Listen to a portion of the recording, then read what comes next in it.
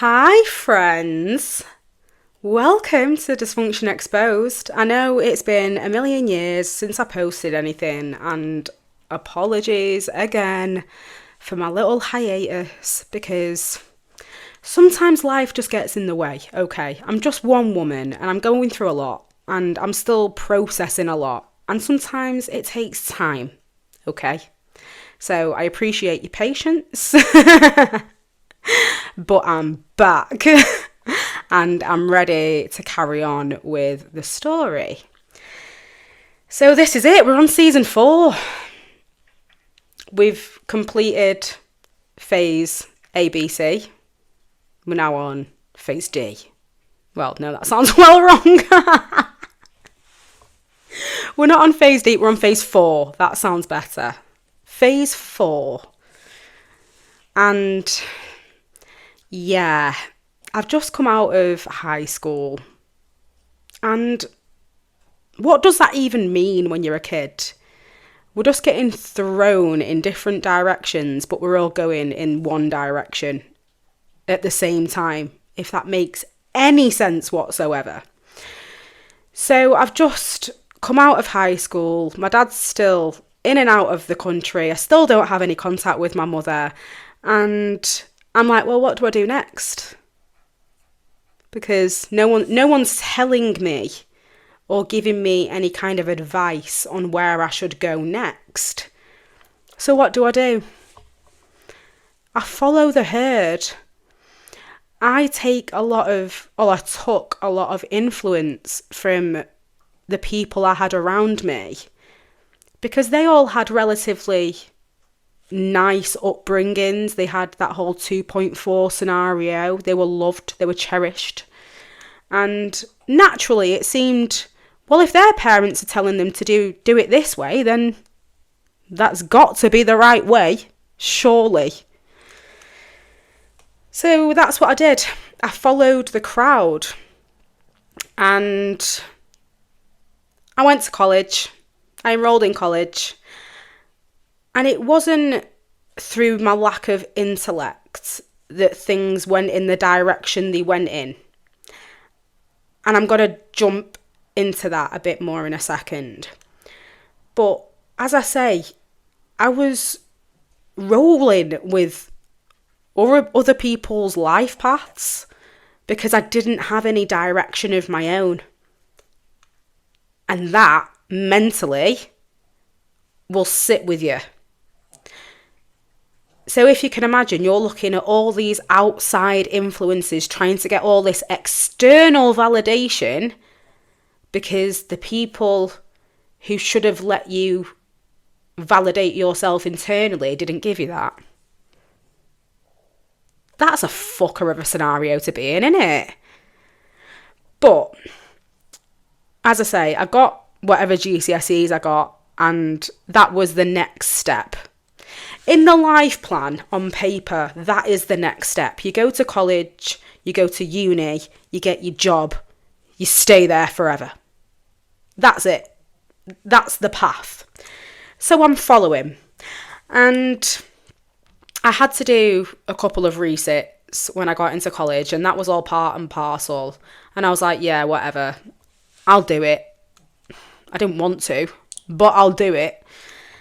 And I chose to try and go into sociology and psychology. And upon reflection, I understand a fucking 1,000,000% why I did that. Because people fascinate me.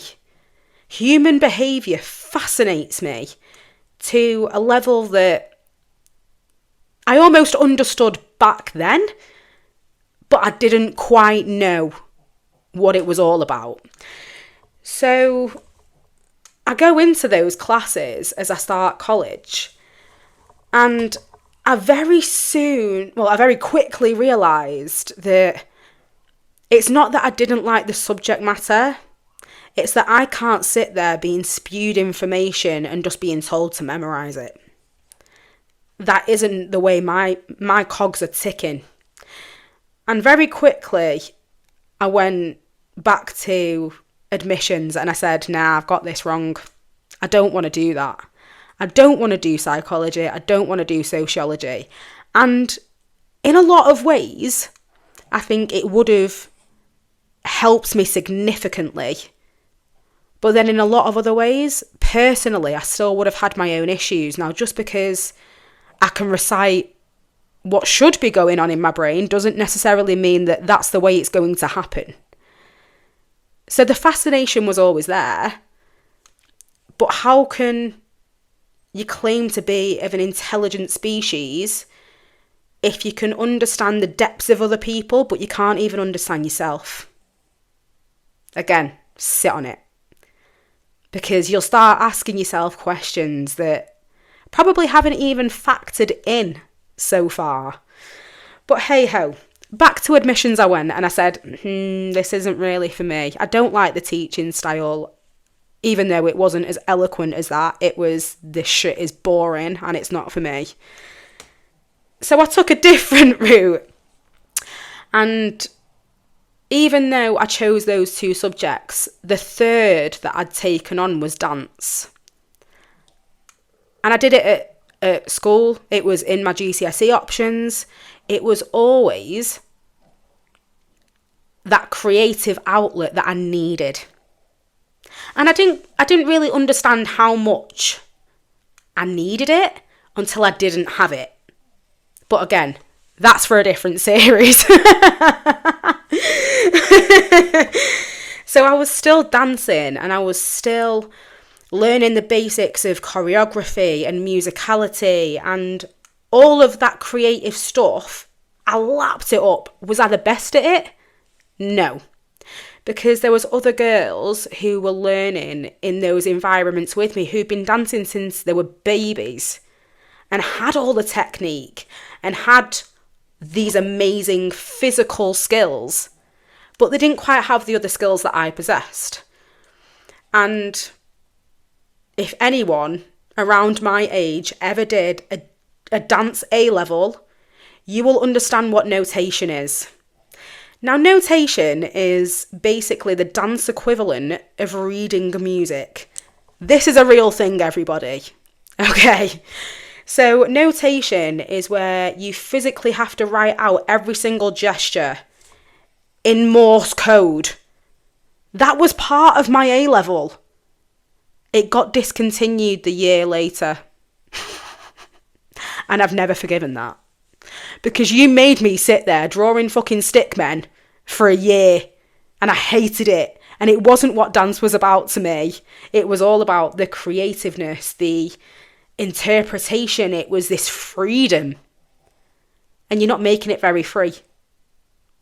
And even though I persevered with that A-level, it was the only one I stuck with because there was some semblance of joy in it. And in my second year, like I say, I dropped these subjects. But in my second year, when I decided to pick something else up, because first year, I was like, right, let's do my resits and let's just focus on dance for a bit. Because I can only do one thing at once. I'm neurodivergent. Hyperfocus. Again, self-awareness. I didn't know this about myself back in the day, but now I do, and hindsight's a great thing. So, second year. What else do I love? What am I passionate about? Where do I want to go with my life? And the only other thing that I could find any sense of joy in was travel.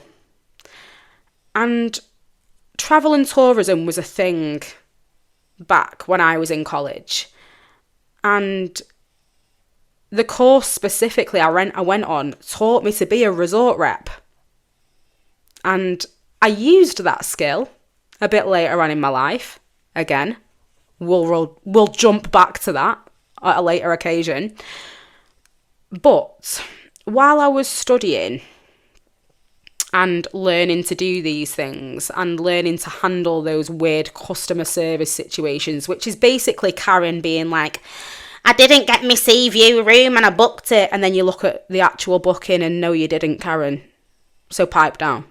Like, I'm not built for customer service. And I know this now. But when you're still young, you don't have that level of self-awareness. You know what you know and you don't know what you don't. And I am a prime example of there is no greater wisdom than age.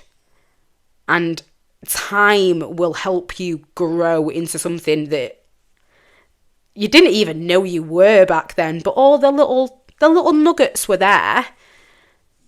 It was just, it's all been character development, hasn't it? Really.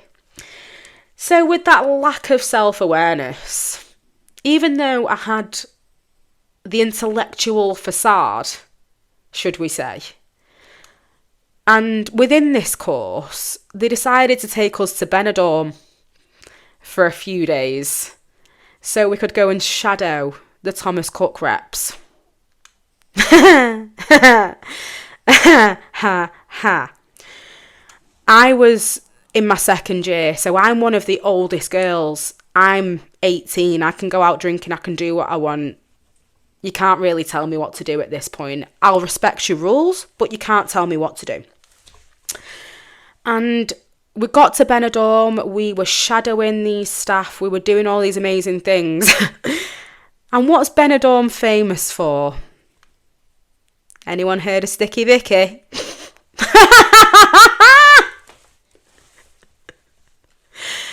Very naively, our college tutors decided to listen to the reps when they told them that we should go on this night out and have this little bonding experience. And not only was the OG Sticky Vicky performing that night, no, her daughter was also performing with her. Everyone's mortified. Naturally, I thought it was hilarious because, go on girl, you've got a unique skill. You're only really doing what Bonnie Blue's doing, just your own fucking way. Hats off to it. I endorse it. Make your bag. Hear it. But because I was so aware of the situation more than myself, there was one night after this situation, I think it was the night before we were due to leave, and the teacher said to me, right, we're trusting you. They brought all the girls back in early. They've got to go to the rooms and they will be supervised. However, you can take one girl and go back out. Make that make fucking sense for a start. Because you're an educational institution letting a girl run wild on her own when I'm supposed to be under your supervision. Even though I'm technically an adult, I'm still in your care. And that's a bit of a trippy one to try and get your noggin round. Yeah, okay. But they let me out, and they let one of the girls who was in second year with me come with me because I chose her. I was like, I don't really get on with the younger girls anyway. Like, they're not my friends. They're not my mates. I didn't really care for them. They were just there. So me and this girl went back out and ended up sleeping with two of the reps who were actually giving us the rule book on how to be a rep. Oh, sweet fucking irony. You know what the worst thing about that situation was? We were in two different apartments because these staff members from Thomas Cook, I'll just throw that out there because it's irrelevant now, but I'll tell the truth. So these two staff members from Thomas Cook decided to bed the students, and yeah, mate was having a great time.